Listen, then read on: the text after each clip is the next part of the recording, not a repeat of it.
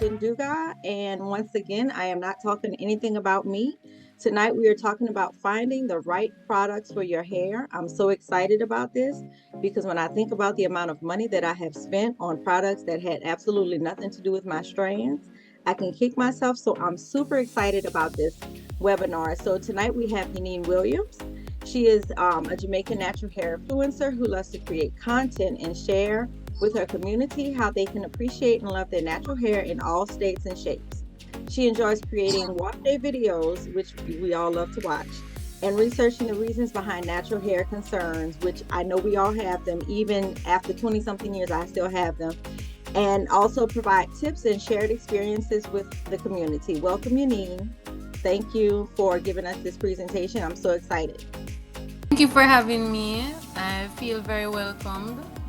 It's not my first time around doing the webinar. I'm looking forward to discuss this topic with you all today.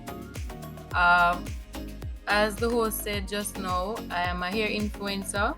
I'm also Jamaican. I really do enjoy sharing videos, but I also like to give a educational perspective of hair care because sometimes you just see persons using products, you're not sure what product is right for you, you're not really sure what you're doing wrong in terms of your hair care routine. So basically, I like to look at it from a science perspective as well as to educate everyone. So for my presentation today, I'll be basically discussing a few objectives. First, I'll look on the key components of healthy natural hair. Then I'll go on to deconstructing certain product ingredients. Followed by, I'm going to look at product layering techniques. I'll discuss two of which. Discuss which is better for low porosity versus high porosity persons. Then I'll go into why should you customize your own hair care routine. And at the end of the presentation, I'll discuss a few product recommendations. So Okay. it's quite a lot. Yes, that sounds like a lot. I just have a question. The low porosity, high porosity, are you gonna explain how people can figure out what they are? Because a lot of people still have questions about that. So hopefully we get into that too. Okay, no problem.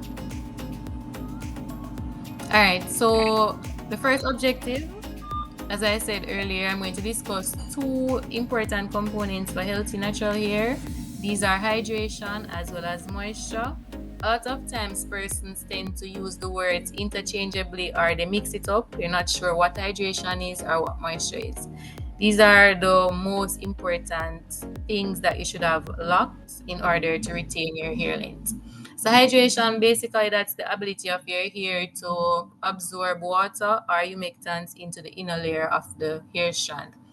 So when you're hydrating your hair, that simply means that you're applying water or products that have water in the main ingredient list to your Mhm. hair and also allowing it to be absorbed in your hair. So persons with low porosity hair, sometimes when they spray a little water on the hair, it takes a longer time for it to absorb in the hair. So those persons can apply heat to their hair in order to open the cuticles of their hair and allow the water or the product to penetrate their hair shaft. So a little fun fact, basically washing your hair is one way for hydrating your hair. So at the beginning of your wash day, it's always good to spritz your hair with a little water before you go in with your detangling product. So a lot of times when the person say that they're moisturizing their hair, technically they're hydrating their hair first. All right, these are a little importance for hair hydration or why you should hydrate your hair. So when your hair is hydrated, it does look better than when your hair is not hydrated. So it does look more of a lustrous look. It looks brighter. The texture as well looks more coilier. That if you have coils or curls, it just looks better. It also helps to prevent dryness, frizz, as well as mechanical damage. Mechanical damage basically means that when you're using your comb or your brushes to go through your hair, Mhm. over time, damage can be done to their strands, especially if your hair is not properly hydrated. Also, hydration can promote hair strength as well. All right, now on to moisture. So moisture is the second component that I'll be discussing. So when you're moisturizing your hair, technically you're either sealing in or locking in the water or the humectant based products that you already added to your hair. So those products are already absorbed into your hair. But over time, these products will basically evaporate from your hair strands. They're not going to stay there forever. So moisturizing your hair, that's one way of basically slowing down the moisture loss from your hair strands. So basically, you have different products that you can apply to your hair in order to moisturize your hair. You have butters that you can apply or oils to moisturize your hair. All right, so now in terms of product ingredients, I'm going to look at ingredients that you can look for in your products if you want to achieve hydration, as well as products that contains ingredients that can allow you to achieve moisture. So as I said, basically, when you're talking about hydration, the word humectants tend to come up. So humectants, these are basically ingredients that have the ability to allow moisture, or in other words, water to be able to, it attracts water to your hair strands, and Okay. your hair strands will absorb these water molecules. So two common ingredients that a lot of persons may know are honey as well as aloe vera. Another one is glycerin. Mhm. Are three ingredients that they can look for at the back of your products when you're buying them, especially if these products are in the first row of the ingredients list. That's very good. Other ingredients that are also able to act as ingredients that allows your hair to be hydrated. Another one is hyaluronic acid. This one is another popular one that's coming about. What's the name of that brand again? Revere. Oh gosh. They have a hydration line actually. It's very nice if Okay. you want to blow dry your hair. Mm-hmm. Because one just to add, one problem that persons tend to have when they blow dry their hair, it can feel a little dry after blow drying the Yes. hair, and that's Mm-hmm. because their hair wasn't properly hydrated to begin with. So Okay. it's like you're removing water that wasn't even in your hair to begin with. So your hair feels really dry and stiff. Okay. So they have a line that you can use that the Mm-hmm. products contains hyaluronic acid. I've actually used those products before and blow Mm-hmm. dried my hair and it was really good. Okay. Now that's Right. great because oh, I'm sorry. I'm sorry. I was No, you can go ahead. You can go Oh, ahead. okay, that's great. But I know, like for me, I live in Louisiana, and I remember at one time I was trying to do the whole glycerin thing and blowing out my hair. I blew it out straight, literally went outside, and it was like I could hear humming. My hair was just getting bigger and bigger with the glycerin. So it's like I think where you live, also be careful because if you buy something with a lot of glycerin in it, and you live in a place like Louisiana where it's super humid, your hair may go from one style to another. That's I true. know that used to happen with me. Maybe it's just me, but that's just a warning I want to put out there. I think some of the times, like if the place is humid outside and Hmm. you go out and you have these humectant based products in your hair, then Hmm. your style may get, messed up. It can get really stiff Yeah, depending on the humidity outside. yeah, it starts catching that, You're right. and you can feel it. It'll feel kind of damp, and I'm like, oh geez. Yeah. So a couple other ingredients that are also Hmm. able to hydrate your hair are avocado oil, argan oil, flaxseed, quinoa extract, as well as castor oil. So you can apply these after using your leave-in conditioner, or perhaps if you're doing a pre-poo treatment, you can use these oils to aid with your detangling Yeah, session. that's a good idea. All right, so these are a few ingredients now that I'll discuss that are commonly used to moisturize your hair. So as I said, moisturizing your hair is basically sealing in that humectant product or the water that you have added to your hair Okay. as a means to basically slow down the loss of these products from your hair. So a few of these are shea butter, olive oil, jojoba oil, coconut oil, as well as seaweed. So a few products now that are marketed do contain seaweed. I haven't used them though. In terms of those oils that are listed, I know that most low porosity persons they don't really like the coconut oil, and the shea butter may be a little heavy for some persons. So the olive oil and the jojoba oil, these are more lighter based oils which you can use to apply to your hair. All right, in terms of product layering, there are two methods in which we're going to discuss briefly. We have the LOC method as the LCO method. So proper product layering aids in hydration as well as moisturizing the hair. Because, for example, let's say you want to hydrate your hair, and the first thing you go in with your hair is you just add like shea butter to your hair. Remember, now your hair is probably dry and stiff. Probably haven't Yes. washed your hair in a couple weeks, and you just go ahead and add the shea butter to your hair. Technically, you're not hydrating your hair there. You're sealing your hair with moisturizing product, but you didn't add any form of water or humectant based products to your hair. So you're basically not really hydrating your hair, so your hair can be dry. And persons who tend to do this, they really notice that they experience a lot of breakage, and they wonder why they're not maintaining any length. So it's good to know proper product clearing technique. So the L stands for liquid, or it can be like your leave-in or water. Oh, Hmm. of course, that's your oil, and the C is the cream. So the LOC method, a lot of persons with high porosity hair types tend to prefer this method because the high porosity, well, persons with high porosity hair, they tend to lose moisture or not really moisture, they tend to lose water more rapidly from their hair Hmm. than persons with low porosity hair. So perhaps they just spritz the hair with a little water now, and in a few minutes it will be extremely dry. So after they add their liquid or their leave-in, they tend to add the oil as a means to seal in that water that they just added to the hair. So they Hmm. add the oil secondly so that it can slow down the moisture loss from the hair. Okay. And then you follow up with your cream. Your cream is basically used to add extra definition to your hair, and it further helps to make your hair more malleable.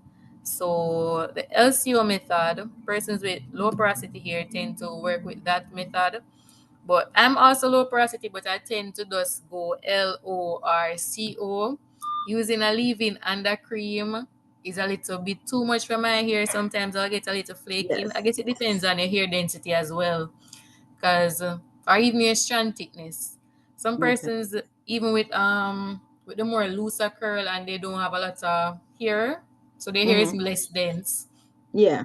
they will experience this as well. So they will either go LO or CO if they're low porosity as well. Few persons do the full combination. So I either use a leave-in and then follow with my oil, or I use a cream and then follow up with my oil. Okay. I have a question, Yanine. So with the LOC and the LTO, because I've tried them all, Elemental P, all of that, they like you said, it tends to be a lot on the strands. And when do you use these methods? Because like I know for me for a wash and go, I can only just put gel on my hair. If I put a leave-in, it's not going to come out right. So is the LOC and the LCO for like when you do twist outs and braids and stuff like that? Or can you do it for wash and goes too? Because I know for me, it's just too much on my hair. So is that for everything or is this just for certain things? Like when are we supposed to do this? Because even I'm confused after all these years. Well, that's a very good question. Honestly, I use let's say I'm doing a wash and go because I experienced the same thing that you just described. If I'm doing a wash and go, I'll literally apply my leave-in after rinsing out my conditioner and allow the leave-in to sit in my hair, absorb, and then not really dry, but let's say it's like almost dried. So I'm not seeing the leave-in anymore. It's already fully absorbed, but my hair isn't extremely dry. It's still a little moist. So I Yeah. then go in with my gel to my hair. When I do it like that, I don't get any flaking, and it's much easier than when I layer the leave-in along with my gel. Girl, I'm gonna try that. I've never tried to put the Yeah. leave in and then let it dry a little bit and then put the gel. In my mind, you have to do it all at once. I'm gonna try When that. I did that, it was a disaster, honestly. A girl, hot mess. Flaky, Yeah. just yeah, hot mess. It doesn't capture the curls. I put up a video recently where I tried using just a cream to do like a wash and go. Mm-mm, it was such a fail. But I'm gonna try your method of letting the leave-in. That's actually a good idea to let the leave-in sit for a while so it can get into the hair and then go in with your gel. I'm gonna try it. Thank you. Yeah, no problem. That's what I did because even when I go in with the gel after, I don't really spritz my hair with more water. Yeah. I just add it to my hair and then I see my curls define. And it even helps a lot with the shrinkage because if my hair was soaking wet and I add the gel, it Yeah. would be extremely short. A Yeah, lot of I'm gonna shrinkage. try So I that. try to Okay, avoid it. I'm excited about trying that. I'm gonna let you know how that goes. Okay, great. All right, so these are the two methods. As I said, the LOC, high porosity persons tend to prefer it, and the LCO, low porosity persons tend to favor that method. Again, with the product layering, it's best to apply your water-based products before your oil-based products. And again, this has to do with hydration. Remember, hydration again is the ability of your hair to absorb water into its strands. So you don't want to add an oil-based product, meaning that a product that the main ingredients are like oils that are going to seal in the water in your hair. If you hadn't added a water-based product and you're going with an oil-based product, what are you really sealing in? And you don't Right. want to have your hair dry. So it's best to go with the water-based products and then you follow up with your oil-based products. Okay. Also, you can apply the thinnest to the thickest products first as well, especially if you're low porosity. Sometimes adding a lot of products like using 3, 4 creams can be a disaster as well, especially if the products don't mix well because they don't want to have a lot of flaking. Yes. I think we've all gone through that. Yeah, definitely. All right, why should you customize a hair care routine? Yeah, a lot of persons don't really see the need and they don't even know what is a hair care routine. Basically, a hair care routine is how you go about taking care of your hair, how you maintain your hair or you retain the length. That's basically your hair care routine. When you're going to wash your hair, what you're going to use, when you're going to do a treatment, should you even do a treatment, all those information that you need to know in order to customize a routine, especially your lifestyle. A person who is jogging, working out every day, hair care routine will be different from a person who isn't active like that. Right. So yeah, basically your routine, one size doesn't fit all. So again, your lifestyle will make your hair routine different. Also your hair type as well. Because persons with a more looser hair texture, Mm-hmm. their detangling routine will be different from persons with type 4 hair, like my Right. hair or probably yours. So sometimes you tend to see videos on YouTube or even Instagram and you see persons detangling their hair. I fell for that when I just cut my hair in 2018. The first time I was growing out my hair and I saw Uh-huh. persons combing out their hair and the brush was gliding through and I was Uh-huh. wondering like, but my hair doesn't do that. Right. So I literally was forcing my brush and my comb through my hair just to get that same effect. Because I was wondering maybe something is wrong, maybe I'm not doing it right, and that Right. was causing breakage. But at the time, I didn't know better. So honestly, you have to know what you're doing. Try to be educated Yes. and ask questions. That's also good. Yeah, it is. It is. Yeah, Yeah. and what So you were saying about the YouTube video, how you watch other people, that's such a big thing. Don't watch, even if your hair looks exactly like someone else's texture, because of the where they live, the medications, how much water they drink, the last product they put in their hair, their routine may turn their hair into one style, and your routine may turn your hair into another. So I'm glad you said that because people need to understand every single routine, even though it's the same steps, could give a different outcome, you know? yeah, So just always remember definitely. that. And even with the products as well, like some persons depending on even where they're living, let's Yeah. say a lot of hard water, that's what you're getting in your pipe, you don't have filter in your Mm-hmm. house, so you're basically, if you use a lot of hard water, you can experience breakage because of that mineral buildup that can happen.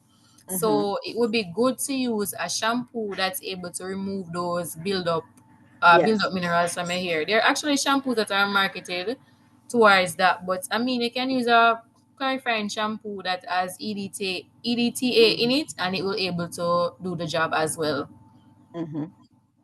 Yeah, I'm Also, big if on you're clarify. swimming, yeah, also if you're swimming as well, it's good to remove that chlorine from your hair as well, because that can also cause Excuse me. breakage. Ooh, excuse me. I just need to. Even persons with scalp problems, their routine will be different from somebody who doesn't have any scalp issue.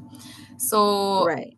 I actually have well, I have a service where I customize routines for persons. I'll ask a series of questions depending on your Mm, lifestyle. Even your diet can affect how you're going to move forward with your hair care routine. Because yes, if you're anemic, and you're not taking iron supplements, that could be a reason why you're experiencing breakage. And you're probably buying a lot of yes, products thinking that, okay, I'm doing protein treatments, why it's not working? It's an internal issue. yeah, So you have to think about all these things as to why and how you should customize your routine. When you have yeah. a I had that customized happen to me. routine, All of that you mentioned, the anemic. I oh had all of that happen to me. So you are absolutely correct, and it wreaked havoc on my hair. yeah, that's very difficult. So honestly, it's very important that you have a customized routine. It doesn't make sense you try to copy someone else's routine because you say, "Oh my God, this person was able to grow their hair in a short space of time." It won't help in the long run. It's best to get a routine that's fit your lifestyle, fit your health choices, fits where you're even at financially, because you don't want to be purchasing products that are, breaking your budget. They're affordable products that are able to do your hair good just the same as products that are expensive, honestly. Because I don't go for the expensive stuff. I'm gonna tell y'all now. And I ended up in the book. So I do not do expensive hair products. Unless it's something expensive that's gonna last a long time. Like you may pay $40 for something, but you've been having it forever because you can use it a long time. There are plenty of products out there that aren't as expensive that are still good for your hair and you look just as good. Definitely. All right, so now I'm going to talk about product recommendations, but how I'm going to do it is I'm going to look at different hair care issues that most persons tend to experience, speak about the ingredients that you can look for when you're purchasing a product. I don't want to necessarily promote a particular brand. However, it's best that you're somewhat educated so you know what you're looking for exactly in a product. So the first issue would be product buildup from hard water. I was just mentioning that because for me in the Caribbean, I don't have filtered water coming through my pipe. So some of it is hard water that I do use to wash my hair. So these are a few ingredients that you can check to see if they're on the bottom of your shampoo bottle. So you have tetrasodium EDTA. Sometimes you just see EDTA for short. Hmm. Ascorbic acid, I actually see it in a lot of leave-in conditioners as well as deep conditioners, so it's not only in shampoos. Citric acid as well as potassium citrate. So these you can just screenshot these when you're going to shop for your shampoo. You can just go ahead and check to see these in your ingredients. Hmm. Okay. I see the EDT, I see it in a lot of shampoos. Even though cheapest shampoo, I see it in the cheapest shampoo. So again, you don't have to break the bank to get these things done. Another Okay. hair concern, dandruff or eczema or even itchy scalp. These are a couple ingredients as well. Sulfur. They have a brand. I think it's Sulfur 8. If I'm Sulfur eight, correct. good old sulfur eight. Yes. Yeah, that's Hmm. very good. They have a shampoo. I didn't even know they have a shampoo. I saw the shampoo the other day because I know the grease because I used to use it sometimes on my scalp because I have eczema on my Yes. scalp. Hmm. So that brand is a good brand and it's very affordable. Coal tar, that's another thing that aids with either of these.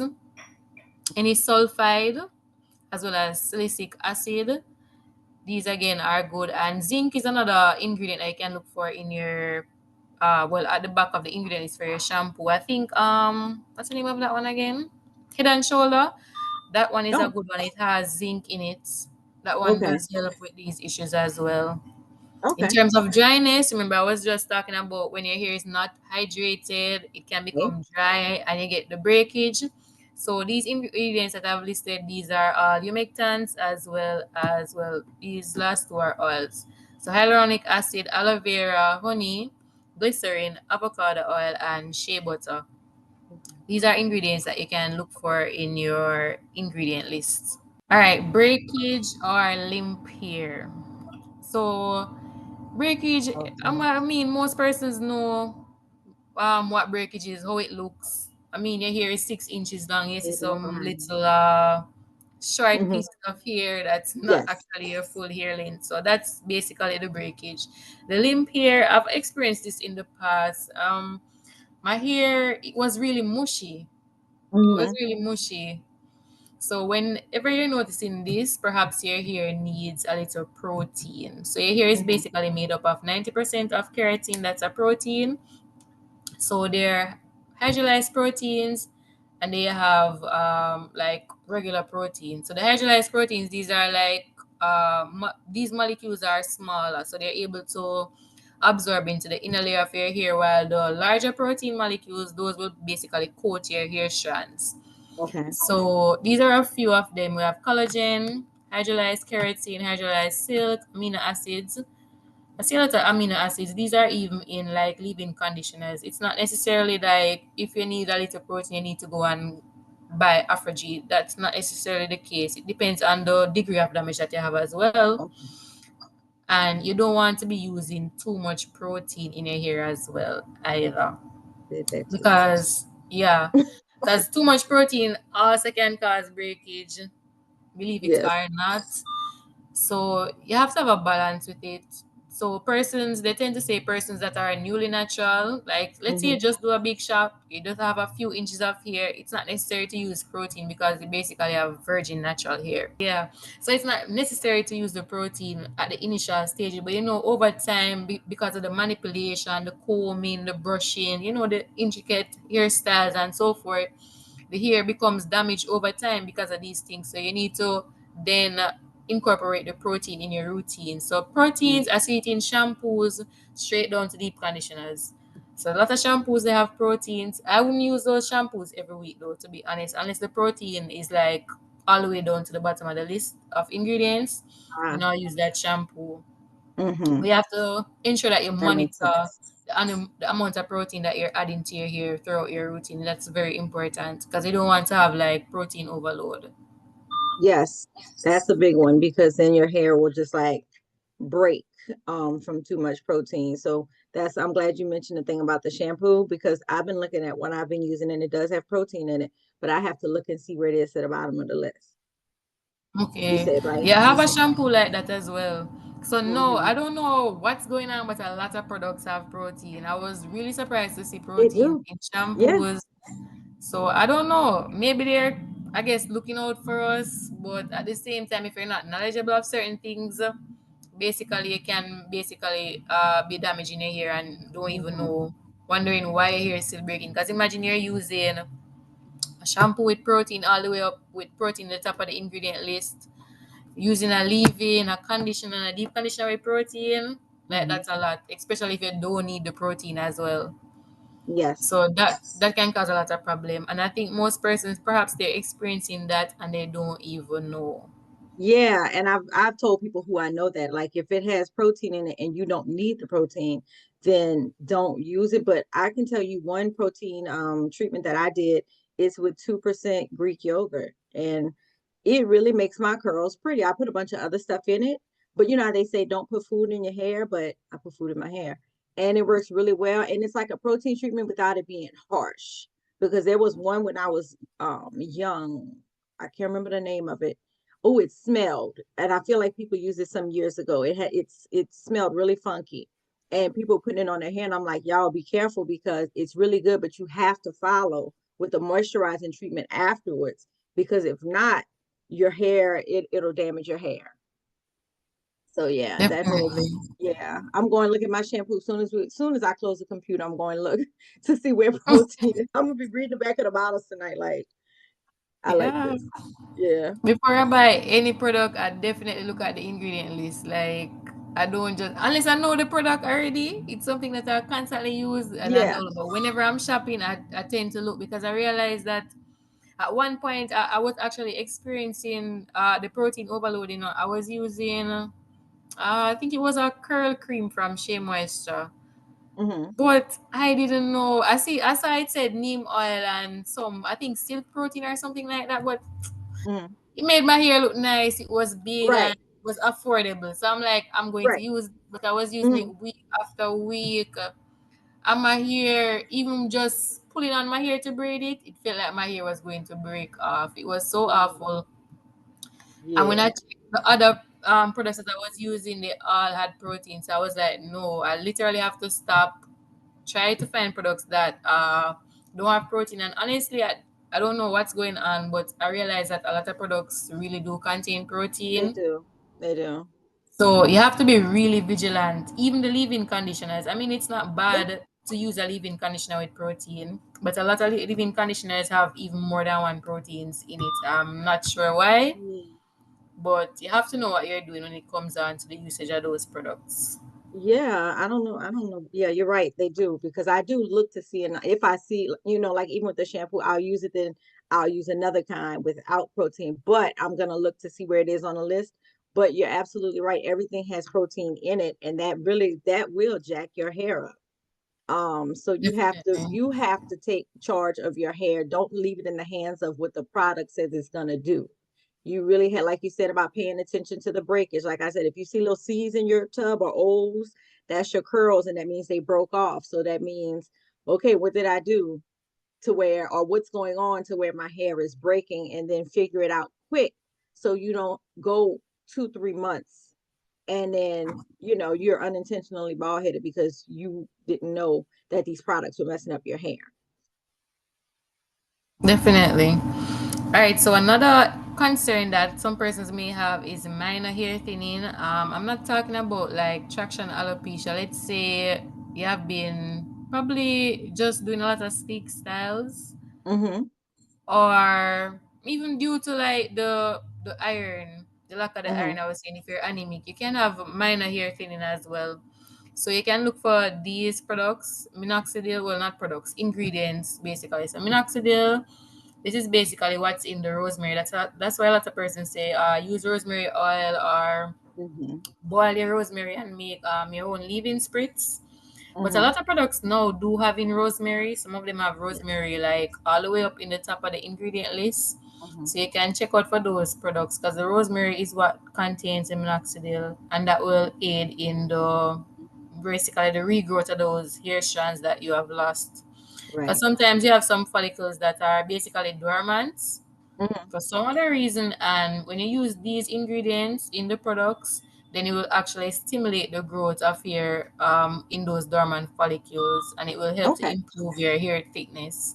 Okay. Biotin is also another one important ingredient. Many products also have the biotin as well: zinc, saw palmetto, and copper peptides. I believe as I am their rosemary line, I think Mm-hmm. it has all these three ingredients: the copper Oh. peptides, the minoxidil, Mm-hmm. as well as the saw palmetto. I've never used it before, but I think I saw something on it on the media. Mm-hmm. And lots of persons were talking about it. Not sure if it's, Yeah. Yeah. but I And that's heard for I hair hear a lot of thinning. talking about it. Okay. And that's for hair Yeah. thinning. That Well, it particular said line. it helps with breakage as well as help regrow the hair. Yeah. Okay, okay. And that's another thing too. Don't, because when I tell you I've been the guinea pig for years trying stuff and it jacks my hair up, then I gotta refresh it again. Don't buy something if you don't need it, thinking, oh, it'll just make my hair better. Like if your hair is not thinning, but it's like I'm just trying to make it thinner, don't go buy, do something else. Like you said, you can make a rosemary spritz or something, because you don't want to start overdoing something that's gonna, do a uno reverse on you. And now again, you're unintentionally bald headed because you were trying to, you know what I'm saying? Like, don't do like I Yeah. did back in the day, buy something for volume, and I already had volume, and it didn't have slip in it. So I was almost unintentionally bald headed because it would not detangle my hair very well. So, be very careful when choosing your products to make sure it's something that you actually need. Because if you don't need it, then your hair is going to start to reject it, is what I'm saying, you know? All right. So at this point now, if you have any questions, you can send them in and I'll do my best to answer it. If anybody has any questions for Yanine, if not, if y'all have questions for me, anything, regarding natural hair, as far as the products, as far as anything really, because we're here to answer any and all, well, almost all questions. We don't want to open ourselves up to any and everything, but if there are any questions anyone has on anything, especially tonight, and I think this one was very important because again, I never read products, the back of products. I just came in and just started buying stuff. And I would do like all the stuff you mentioned. I was sitting here feeling convicted because like trying to follow someone else's hair routine. I did that when my hair was this long, and I got mad at the girl and thought the girl lied to me and told me she didn't do it right. I was like, she just didn't want my hair to look good like her hair. And I realized, no, even though y'all hair looks similar, y'all still have two different strands of hair. It's like your own, like we have our own fingerprint. I feel like our hair strands are the same. Now let me ask you, Nene, the thing about the high porosity, low porosity. Do you know about the test you can do to test to see? And what are I know you mentioned it, but can we go over again the components of low porosity hair versus high porosity hair so we know, okay, maybe my hair falls on this one. And can you have a little bit of both? All Is that a right. thing? Okay. Well, there is actually what they call medium porosity. That would be Oh the Lord, in that's new. between. And I've heard persons say that at some parts of their hair they have low porosity or high porosity. But Mm-hmm. what I realize is sometimes because of damage, let's say your hair has been heat damage, your hair Mm-hmm. can change porosity, or just excess Okay. using of heat, your hair can Mm-hmm. change from low porosity to high porosity. So that can Okay. happen. We have persons who naturally their virgin hair that hasn't been treated with any Mm-hmm. chemical or heat damage, and they just have high porosity hair. So it Okay. depends. Okay. And I So think it. Oh, I'm sorry. Go basically, ahead. I'm sorry. Go ahead. basically someone with low porosity, they would tend, like, let's say their hair is wet, it would take a longer time for their hair to dry compared to someone with a higher porosity hair type.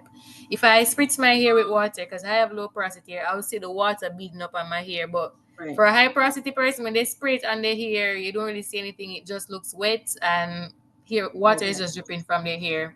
So those are like little telltale signs. Even when they're moisturizing their hair, if they add the oil to their hair, you won't Mm-hmm. really see it. It will just look shiny. But if I add castor oil to my hair, I'll see the Mm-hmm. castor oil literally beating up on my hair. So I have to stay away Okay. from the heavier oils, especially if you're Okay. a low porosity person. The heavier oils won't be the best choice for you.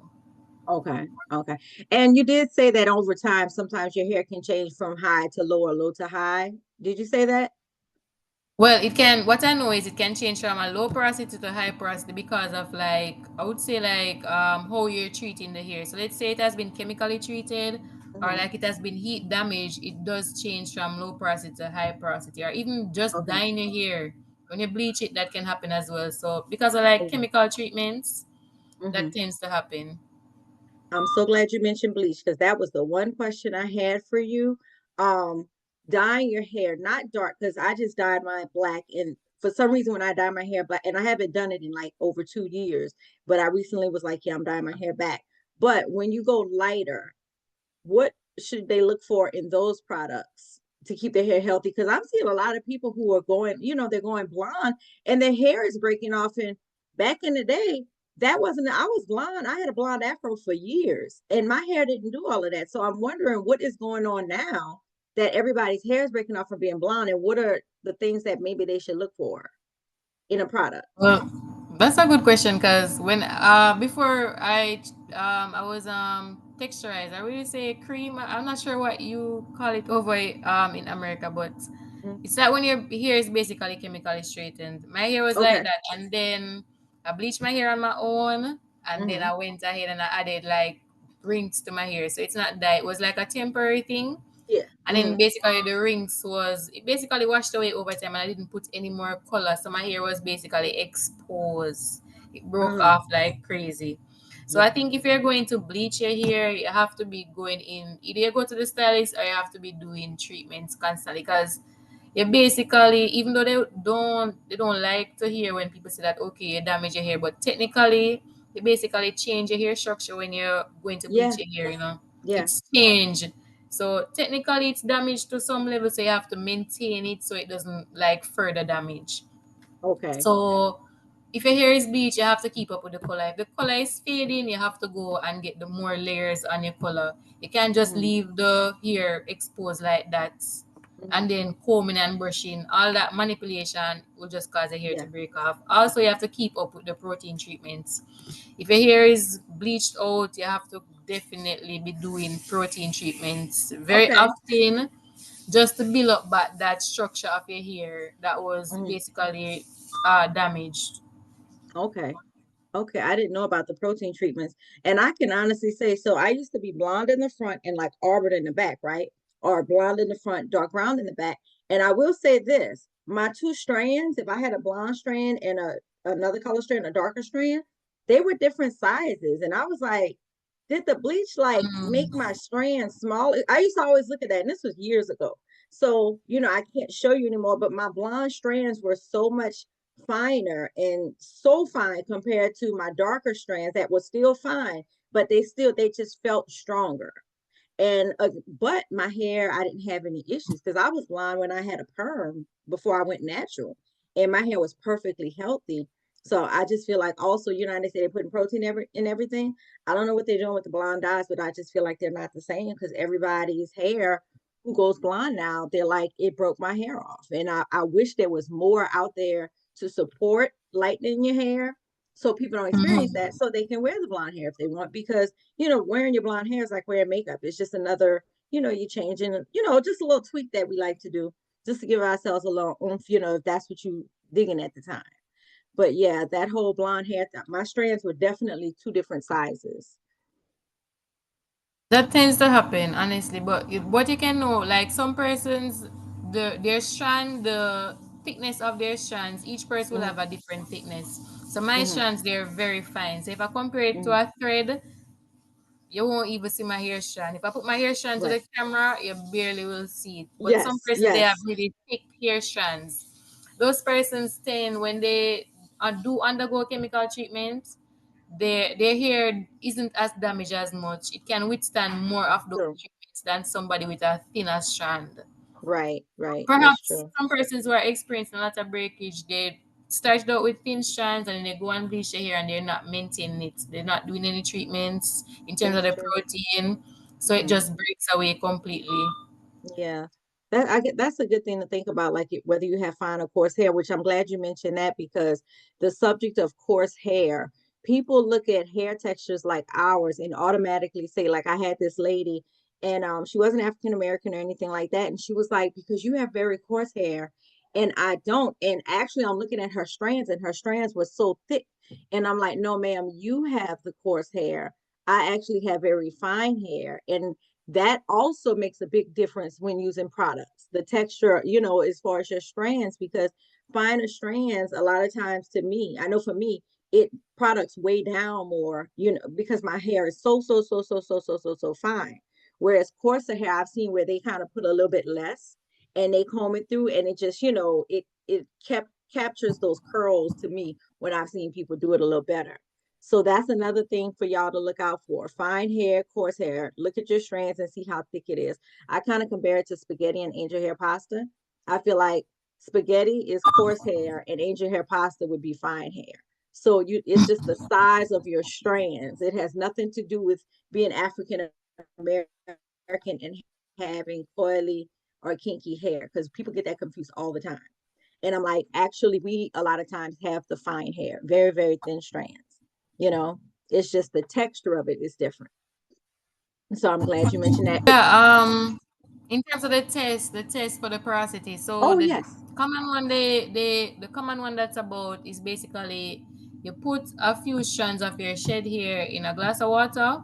Hmm. If the hair floats, then it's low porosity. If it sinks, it's high porosity. If it's in between, then your hair would be medium porosity. Honestly, I've never met anyone with the medium porosity hair before, but I'm Hmm. sure persons are out there with the medium porosity. Yeah, because I know I always throw my hair in the toilet. My grandma always told me that I always throw it in the toilet. And mine actually does go in between. No, after a while it does sink. It does. It does. It just takes a while, but it does sink. So which one is that if it sinks? That would be the high porosity. Okay. Okay. And what are the things that go with high porosity? Because I'm trying to link it all together. So basically, the high porosity hair types, when you're in the shower, you're wetting your hair wets really fast. You spray your hair with water, Oh. you don't Mm-hmm. see any water beading up on your hair strands. Your hair Mm-hmm. just look wet and it drips, it dries really quickly. If you That's me. add, let's say, a leave into your hair, and Mm-hmm.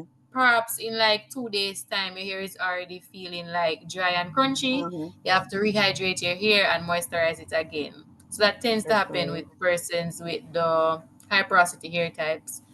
Mm-hmm. Okay, that sounds about right because now it used to be when I get in the shower with my hair, it would take a long time for it to absorb water. But years have passed and now I do notice that my hair gets wet quicker and it holds a lot of water when I do get in the shower. So that's good to know. High price. Okay. Because I did the test years ago, but my hair at the time wasn't its healthiest. So I don't even remember how it came out. And then I couldn't remember, well, which one is this and which one is that. So I just kind of left it alone and just kept doing what I was doing. But my hair is healthier now. And so now I always, because I pay attention. That's another thing, y'all. Pay attention to your hair. When I throw it in the water in the toilet, I watch to see what it does. Now, again, I had no clue which one it was, but today I got the answer. So I'm excited about that. But pay attention to your hair in the water. Pay attention to if one day it was absorbing water and now lately it has been absorbing water. Pay attention to your shedding. I take pictures of my shedding. I don't know about y'all. So I take a picture of my shedding and I want to do I'm going to put together a little thing because there are times where my hair has shedded more and that's when I knew something's going on. So that made me change up certain things, my hair routine, or it made me stop taking, like one time I was taking a collagen, or one time I was taking a vitamin and realized that the vitamin had too much of certain vitamins in it, a multivitamin, and I didn't need all of that. So my body was rejecting it. Therefore, it was messing with my hair. So I take pictures of my hair shedding. So that way you can kind of keep that's like your own little hair journal of how my hair is doing. Because we kind of shed pretty much the same every time.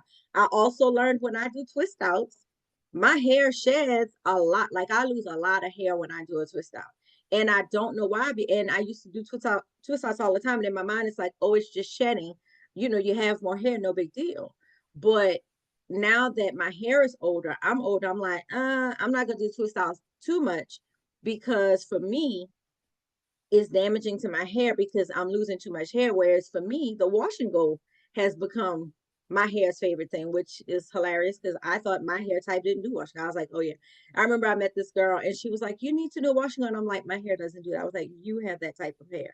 I don't have that type of hair. But I learned my lesson. I learned my lesson, but I'm glad you touched on all these things because then we can talk about it and I can, talk to everybody and let them know of certain things. I take pictures of my shedding. You don't have to, but if you see where the last picture was this much and now it's this much, okay, we need to see what's going on. So just another tip for y'all. So if that is it, I learned some today and I've been natural for over 20 years. So I know somebody out there had to have learned something. So thank you so much, Yanine, for your, presentation today. It was very, very much informational. I will be going in the bathroom and looking on Amazon and pulling up the products because I realize my eyes are not gonna be able to see the back of those bottles. So I'm gonna pull it up on Amazon and you know how you can see the ingredients on the back, and I'll go through it that way to see what is in these products to make sure I'm not doing any damage in the long run to my hair. So thank you so much for your presentation. And thank you all for joining.